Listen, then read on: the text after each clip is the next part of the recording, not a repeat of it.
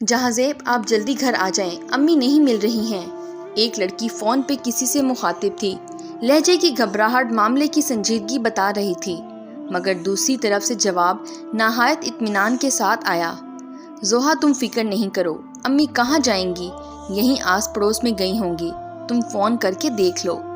मैं सब जगह फ़ोन कर चुकी हूँ, मगर इससे पहले कि जोहा अपनी बात मुकम्मल करती, इसकी बात मुनक़ता कर दी गई। तुम खामख्वाह परेशान हो रही हो और मुझे भी परेशान कर रही हो। पड़ोस में जाकर क्यों नहीं देख लेती, अम्मी वहीं होंगी। फ़ोन रखो, मैं मीटिंग में हूँ, बाद में बात करता हूँ। दूसरी जानिब से बात सुने बगैर ही फ़ोन रख दिया गया। क्या बात है सर, घर में सब ठीक है? ऑफिस के एक साथी ने सवाल किया, जो जहाज़ेब को फ़ोन पर बात करते हुए सुन चुका था। हाँ यार, बस ये औरतें भी ना छोटी छोटी बातों पर परेशान हो जाती हैं। छोड़ो, तुम ये बताओ, फाइल तैयार है, मीटिंग के लिए चलते हैं। हेलो अब्बू जी, मैं सोहा बात कर रही हूँ। अब्बू, अम्मी नहीं मिल रही, आप जल्दी घर आ जाएं।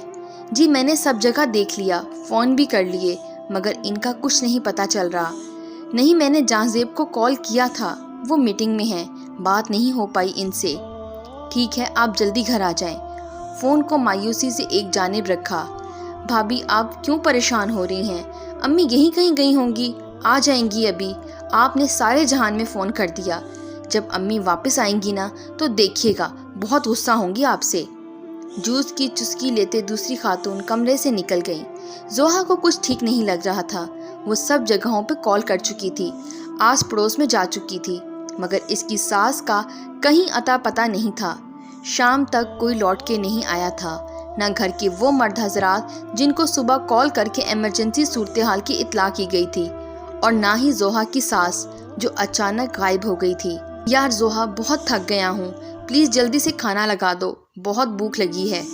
जहाज़ेब ने आते ही हाँक लगाई, जो इसका रोज़ का मामूल था। जोहा खाना लगाने में मसरूफ़ थी। इस वक्त घर के ससुर भी आ गए। भाभी, ऐसे मुंह पे 12 बजा के क्यों रखे हैं? अम्मी कोई बच्ची थोड़ी हैं, हो गई देर, आ जाएंगी। अपनी देवरानी की बात सुनकर जोहा को बुरा भी लगा और गुस्सा भी आया, मगर इसको जवाब देना मुनासिब नहीं समझा। दिल में ख्याल आया, काश वैसा ही हो जैसा ये सोच रही है, और अम्मी खुद ही कहीं से आ जाएं। खाने की मेज़ पर 5 लोग मौजूद थे। अब्दुल गफ्फार खान, इनके दोनों साहबजादे जहाज़ेब और आलियान, इनकी दोनों बहें जोहा और फायजा। खाना शुरू ही किया था कि दरवाजे पर दस्तक हुई। मर्द हजरात के तो कानों पर जूं तक नहीं देंगी, अलबत्ता दूसरी दस्तक जो काफ़ी ज़ोरदार थी। फायजा ने बेचारी नज़रों से देखा और अपनी कमर को यूं छुआ जैसे बहुत बीमार हो।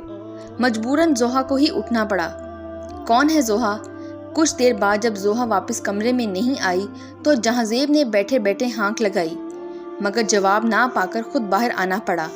दरवाजे पर पुलिस एहलकार मौजूद थे। आप लोग सब खैरियत तो है? जहाज़ेब ने पास रखे कुशन कवर को उठाकर हाथ साफ करते हुए पुलिस एहलकारों से सवाल किया। आप कौन हैं? एक पुलिस एहलकार ने सवाल किया। जी, ये मेरा घर है। जहाज़ेब ने काफ़ी रौब से कहा।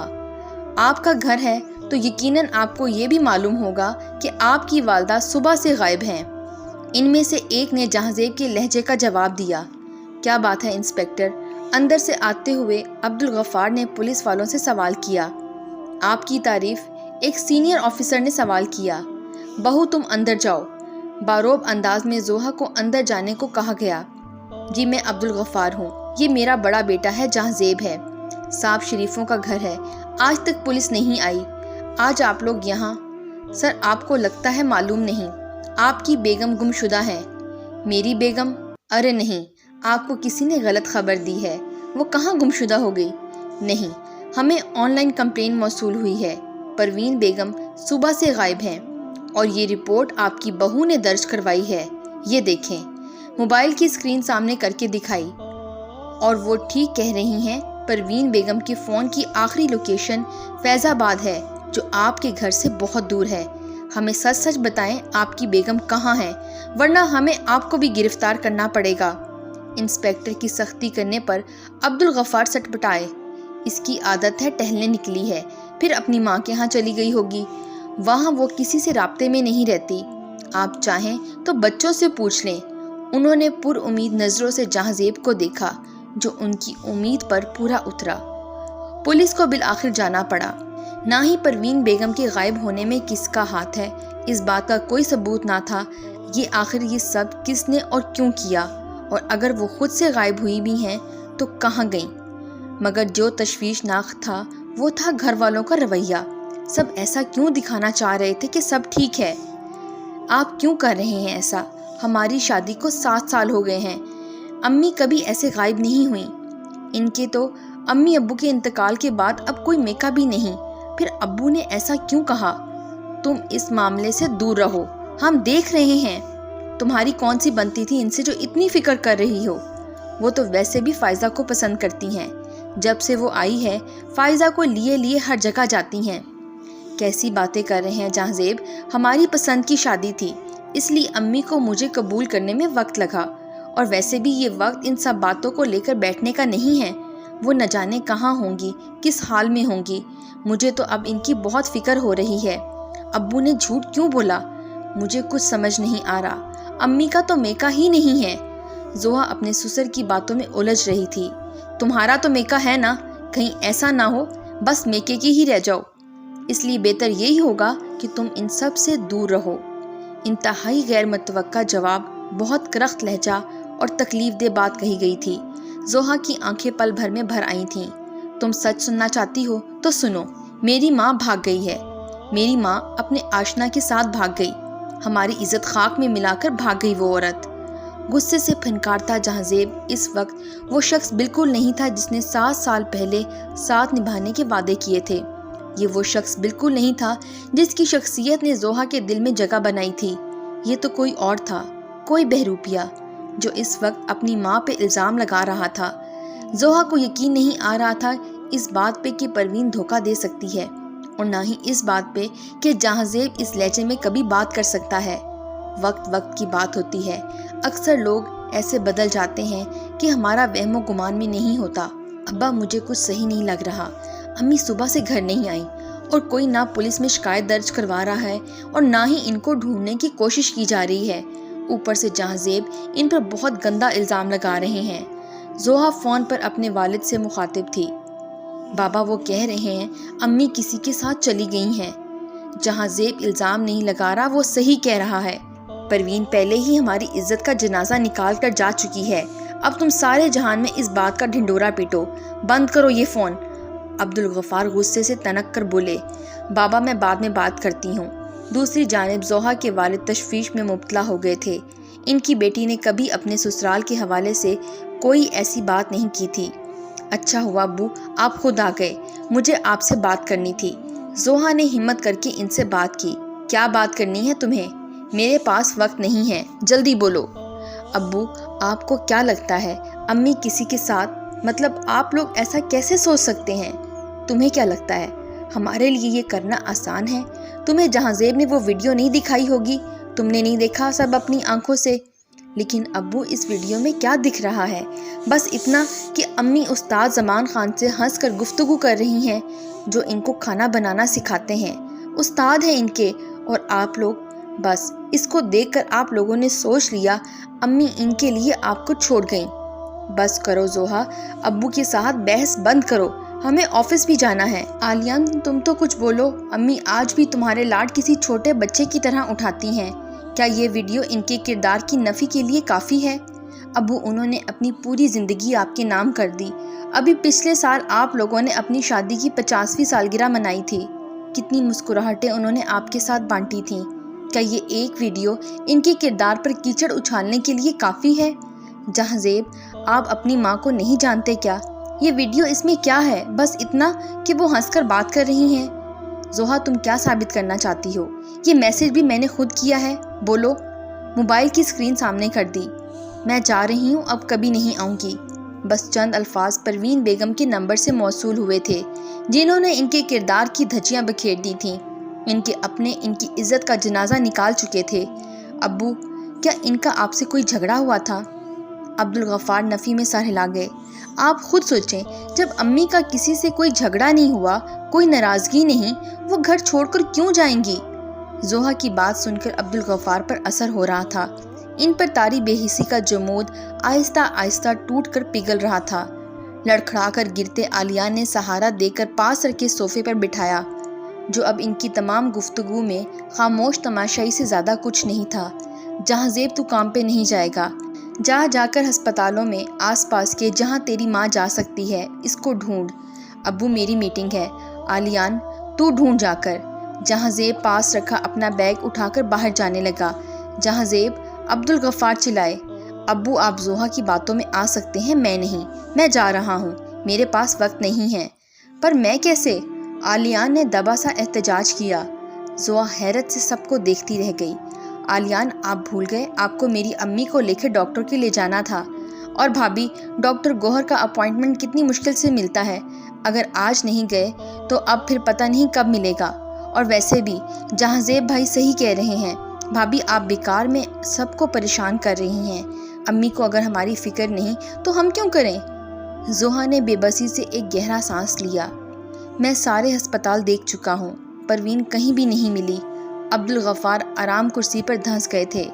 زوہا ان کے سامنے پانی کا گلاس لیے کھڑی تھی۔ ابو ہمیں پولیس سے رابطہ کرنا چاہیے، وہ لوگ اپنے طریقے سے امی کو ڈھونڈ لیں گی، پتہ نہیں وہ کہاں اور کس حال میں ہیں۔ ابھی تو کہہ لیا، اب نہ کہنا۔ شریفوں کا پولیس سے کوئی تعلق نہیں ہوتا، وہ کہیں گے تصویر دو، کیا تمہاری ماں کی تصویر پولیس والوں کو دیں گے؟ کبھی سوچا ہے کتنی بدنامی ہوگی؟ کیا بتائیں گے تمہاری ماں کہاں گئی؟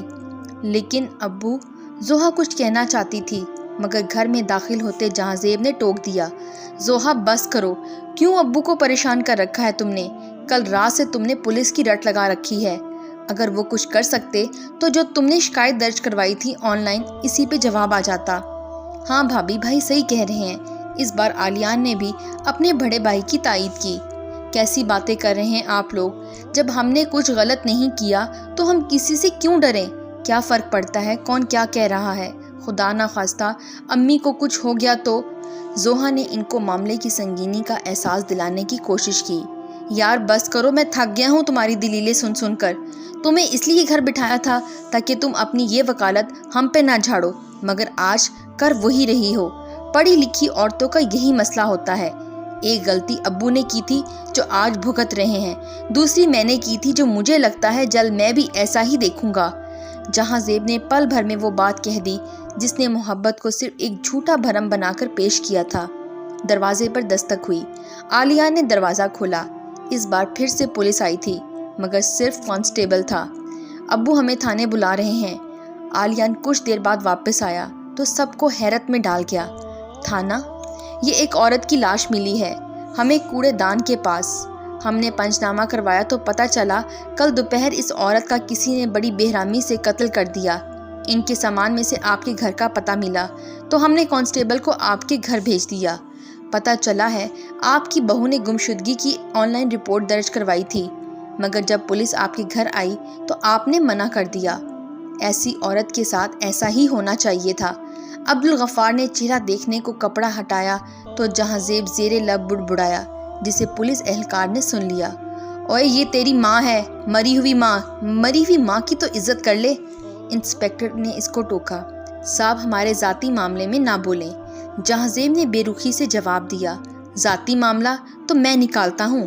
حشمت خان سب کو اندر ڈالو۔ تینوں باپ بیٹوں نے مل کر اس عورت کو مار دیا۔ سر آپ ایسا نہیں کر سکتے، قانون میں بھی جانتا ہوں۔ جہاں زیب چلایا مگر اس کی کسی نے نہیں سنی۔ حشمت خان تینوں کو باہر لاؤ۔ انسپکٹر نے عبدالغفار، جہاں زیب اور عالیان کو لاک اپ سے باہر لانے کو کہا۔ جاؤ تم لوگ آزاد ہو، ہمیں ثبوت مل گئے ہیں، خون تم لوگوں نے نہیں کیا۔ میں دیکھ لوں گا تمہیں انسپکٹر، بنا کسی جرم کے تم نے ہمیں 1 ہفتے تک اندر رکھا۔ جہاں زیب غصے سے گھرایا۔ اور زیادہ چوڑا نہ ہو، آج اگر تو باہر ہے تو اپنی بیوی کی وجہ سے، شکریہ کرنا جا کر اس کا۔ اس نے تیری ماں کے قاتلوں کو ڈھونڈنے کے لیے ہم سے کہا اور ایک FIR درج کروائی نامعلوم ملزمان کے خلاف۔ تم لوگ تو ایک ٹیکسٹ میسج اور ویڈیو دے کر اس کے کردار کا فیصلہ کر بیٹھے تھے۔ ہاں، جاتے جاتے سن لو، تمہاری ماں کو ایک جسم کے اعضاء چوری کرنے والے گروہ نے اغوا کیا تھا۔ وہ میسج اور ویڈیو ایسے ہی رد عمل کے لیے بھیجا تھا جو تم لوگوں نے دیا، تاکہ پولیس تک معاملہ نہ جائے اور وہ آرام سے کام کرتے رہیں۔ جانتے بھی ہو مرنے سے پہلے تمہاری ماں نے کتنی اذیت سہی ہوگی، اس کا جگر، گردے، دل سب نکال لیا تھا۔ اب رونے کا کیا فائدہ؟ جہاں بچوں کی طرح فرش پہ بیٹھا رو رہا تھا، کبھی گریبان کھینچتا، کبھی اپنے بال نوچتا۔ مگر وہ کہتے ہیں نا، اب پچھتائے کیا ہوت جب چڑیاں چگ گئیں کھیت۔ یعنی وقت رہتے اگر فکر کر لی جائے تو معاملات سدھر سکتے ہیں، وقت بیت گیا تو کیا فائدہ۔ جیسے تیسے کر کے تینوں گھر پہنچے تو زوہا سامنے کھڑی تھی۔ جہازیب کی ہمت نہ ہوئی آنکھ ملانے کی۔ کھانے کی میز پر چند کاغذ جہازیب کے سامنے رکھتے زوہا اپنے کمرے کی جانب لوٹ گئی۔ کسی نے اس کی اس بات پر دھیان نہیں دیا، کیونکہ اس حادثے نے بھی ان کی فطرت کو نہیں بدلا تھا۔ کچھ دیر بعد اپنا سوٹ کیس لے کر باہر آتی زوہا کو دیکھ جہازیب کی توجہ اس جانب ہوئی۔ جہازیب، جو کچھ امی کے ساتھ ہوا، میں نہیں چاہتی کل یہی سب کچھ میرے ساتھ ہو۔ جن گھروں میں عورتوں کی عزت نہ ہو وہ گھر نہیں قید خانے ہوتے ہیں۔ امی کے قاتل وہ لوگ نہیں جنہوں نے ان کو اغوا کیا تھا، ان کے قاتل آپ لوگ ہیں جنہوں نے ان کی عزت کو مٹی میں ملا دیا۔ امی نے ساری زندگی آپ لوگوں کے نام کر دی، گھر، بچے۔ آج جب انہوں نے جینا شروع کیا تھا تو آپ لوگوں نے ان کے کردار کا قتل کر دیا۔ ابو، آپ تو ان کے شوہر تھے نا، آپ کو بھی بھروسہ نہیں تھا، اور جب تھوڑا بھروسہ کیا تو سوسائٹی سے ڈر گئے۔ واہ، یہ گھر میں شیر کی کھال سجا کر بہادر بننے والے سوسائٹی کے لیے اپنی شریک حیات کو۔ جہازیب، آپ ان کاغذات پر دستخط کر دیجئے۔ اب میں اور آپ کے ساتھ نہیں رہ سکتی۔ کل کو مجھے بھی دفنا کر آپ میری قبر پہ روئیں گے تو کیا فائدہ؟ تب تو میں بھی نہیں ہوں گی یہ افسوس کرنے کے لیے جسے آج امی نے اپنے لیے افسوس کرنے کو میرا شوہر ہی مجھ سے آشنا ہو سکا، اور لگا دیا الزام کسی نامحرم سے آشنائی کا۔ تجھ سے آشنائی کا بھرم رکھتے رکھتے ہم فنا ہو گئے، ایک تو ہی صحیح رہا، ہمیں سپرد خاک کر کے بھی مطمئن رہا۔